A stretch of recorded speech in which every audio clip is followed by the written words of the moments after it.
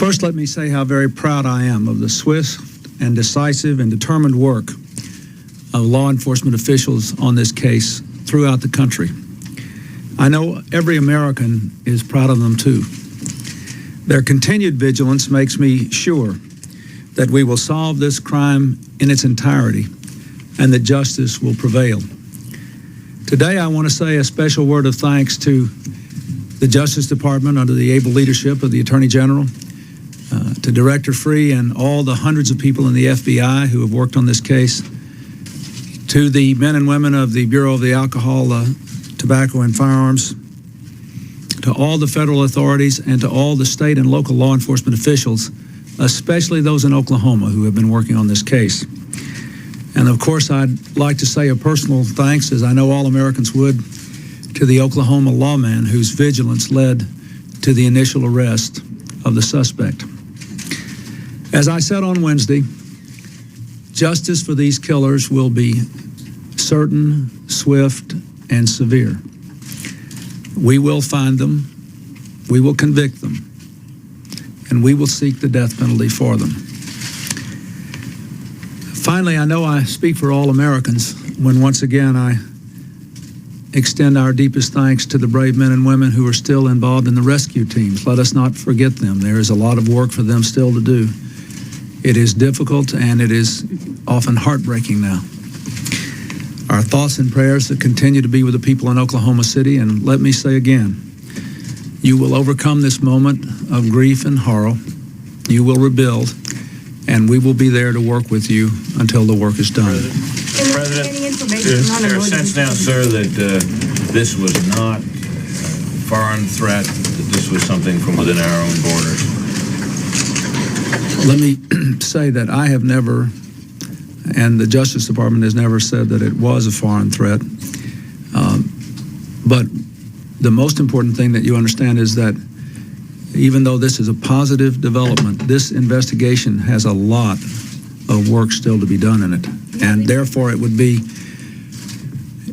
wrong to draw any conclusions. There have been lots of twists and turns in this investigation. But I would say to the American people, we should not assume, as I said yesterday, that we should not assume that any people from beyond our borders are involved in it. We should not assume anything except what we know.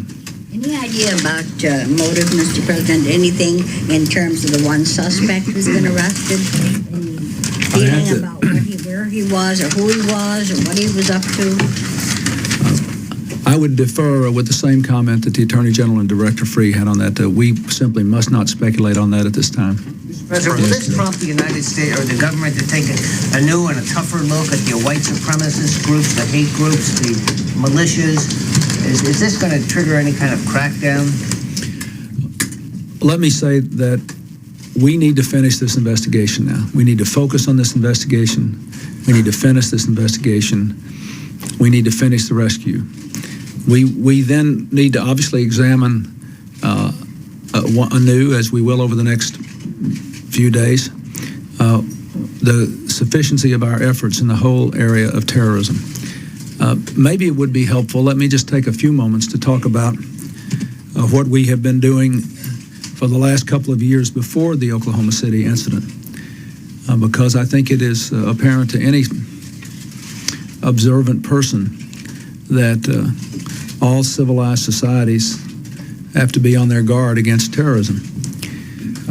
We have increased the counterterrorism budgets and resources of the FBI and the CIA. We arrested a major terrorist ring in New York before they could consummate their plans to blow up the UN and tunnels in New York City. We retrieved terrorists who fled abroad, as I said on yesterday, from Pakistan, the Philippines, from Egypt, and elsewhere.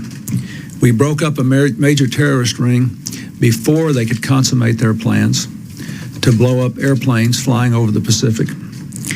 We brought together all the various agencies of the federal government that would be involved in rescue and in response to a terrorist action, and did a comprehensive practice earlier. And some of that work, I think, was seen in the very efficient way that they carried out their work at Oklahoma City. Finally, let me say there's been a lot of activity that the public does not see, most of which I should not comment on, but let me give you one example. There was one recent incident of which I was, or with which I was intimately familiar, which involved a quick and secret deployment of a major United States effort of FBI and FEMA and Public Health Service and Army personnel, because we had a tip of a possible terrorist incident, which thank goodness did not materialize. But we went to the place and we were ready. We were ready to try to prevent it, and if it occurred, we were ready to respond. So we have been on top of this from the beginning. And finally, let me say, I issued the executive order which gives us the ability to try to control funding more strictly, and I have sent counterterrorism legislation to the Hill, which I hope will be acted upon quickly when they return. The way this is coming down, give Americans any reason to feel a little bit more secure that this particular group is not going to carry out something else, or you're just not doing it? I think Americans can be secure that our country has able law enforcement officials, that we work together well, that we have prevented terrorist activities from occurring, that obviously every civilized society is at risk of this sort of thing. I must not comment on any of the specific people involved in this investigation at this time. Wolf? Mr. President, is there anything that has come across your desk so far to suggest that this bombing in Oklahoma City could have been prevented, as other terrorist incidents that you're referring to were prevented? Was there a failure somewhere down the chain of command, someplace that a tip, a clue, a source could have provided information leading to this explosion? I have no evidence to that effect at this time. Mr. President, there's been a loud, constant drumbeat in this country in recent years. The government is the enemy. The government is bad. Given the way this case seems to be pointing, do you think that in any way contributed to what happened in Oklahoma City on Wednesday? I think it's important that we not speculate about the motives, the atmosphere, or anything else until this investigation is complete. It could only, anything I say could only undermine the successful conclusion of this. Yes, President, you've been cautious about warning us and all Americans not to draw any conclusions over the past several days. Can you rule out a foreign tie to a domestic group, and can you in any way blame this incident on any kind of climate presently in this country? I cannot rule in or rule out anything. It would have been inappropriate. The investigation has not been completed. And again, that's a variation of the question that was just asked. I cannot and I should not characterize this in terms of the climate or anything else at this time. Let us do this investigation. Let the people get the work done. Let us follow every lead, pursue every alley. Let's wrap this up so we can see it whole, and then there'll be time for this kind of analysis. I understand why you want to do it. It's perfectly understandable and appropriate, but it's not ripe yet. We have to solve the heinous crime first. Thank you.